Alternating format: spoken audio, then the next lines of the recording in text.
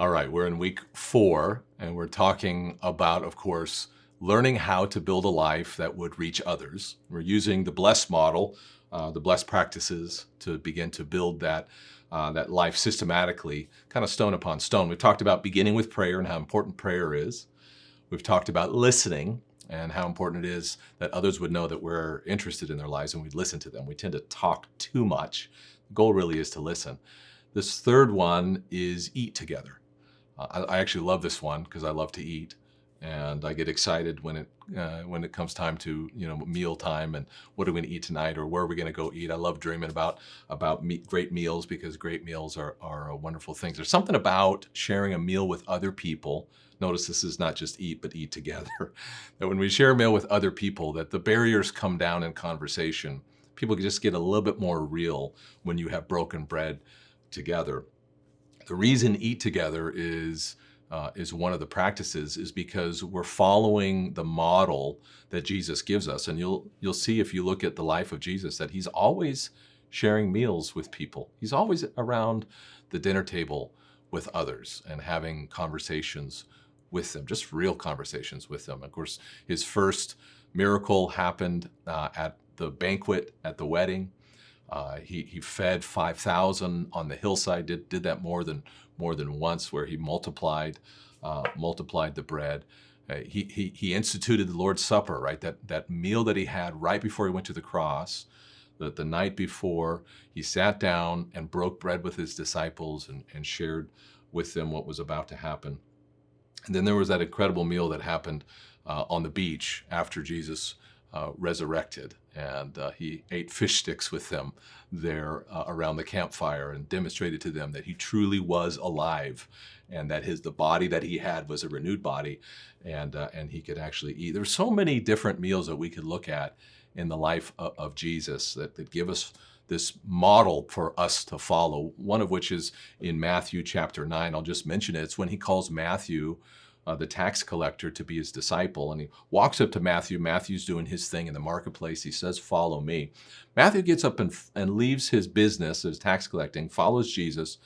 And the next scene is Matthew there with Jesus at Matthew's house around the dinner table.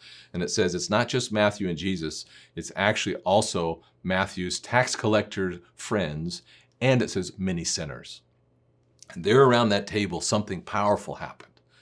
It was more than just a meal.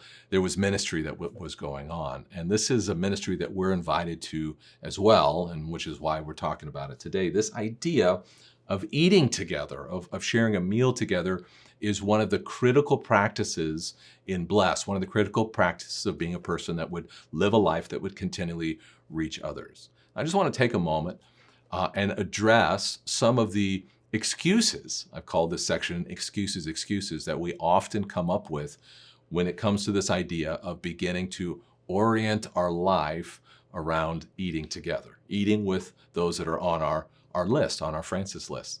I don't know about you, but I immediately start to think of all the reasons why that won't work, right? I don't have enough time. I can't imagine shoving one more thing into my life in order to do a meal regularly with others. Because really, if this is going to be a way of life, what we're saying is this is something that happens regularly. We're talking about doing this once a week, maybe twice a week at the most, where you're actively building relationship with other people around the dinner table.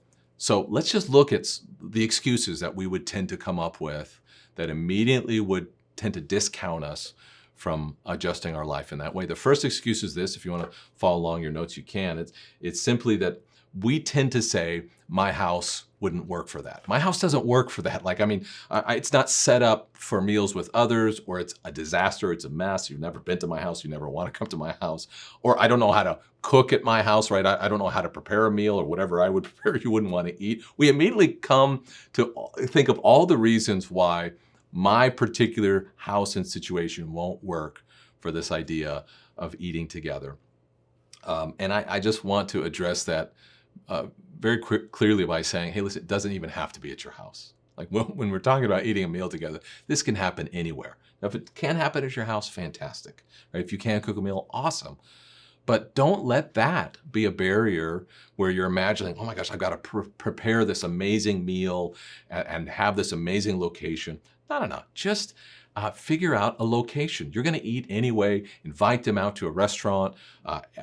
Take your sack lunch out to the park and eat together. Share a coffee together, right? There's a million ways that you can do this.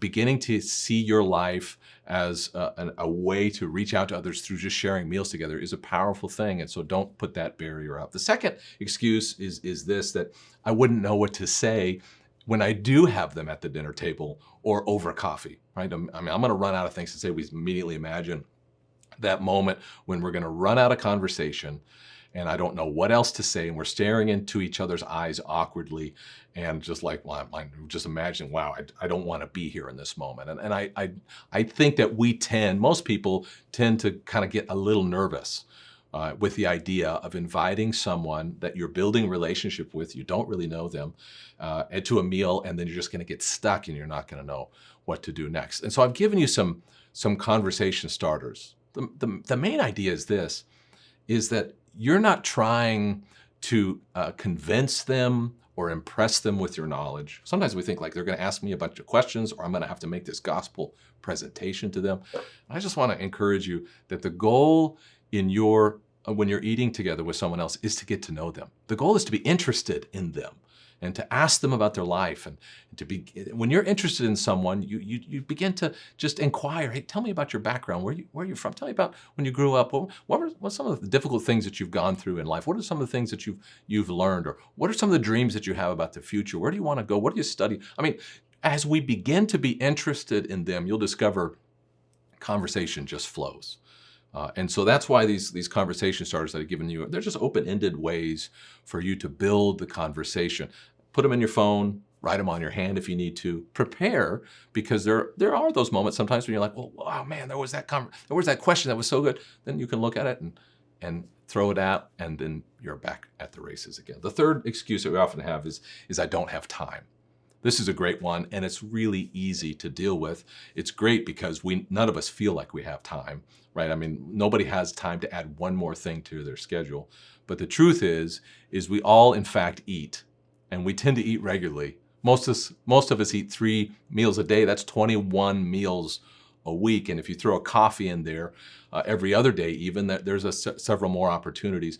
All of those are opportunities to share a meal with someone else. You're already going to do it anyway. Why don't you invite someone to be a part of that? You're already going to go to coffee, invite somebody out to coffee. You're going to go to lunch, go to lunch together, and actually see that you're not trying to cram one more thing in. You're just sort of including someone else in something that's already happening. And when you do that, it becomes powerful. You're going to, in this next section, you're going to actually look at a tool that we're giving you called the meal calendar. I don't want you to leave this session today without writing down, without choosing the time and maybe even the place over this next week that you're going to invite somebody out for coffee or for a meal. And just imagine every week you do that. Pretty soon you become the kind of person that's reaching out continually to others.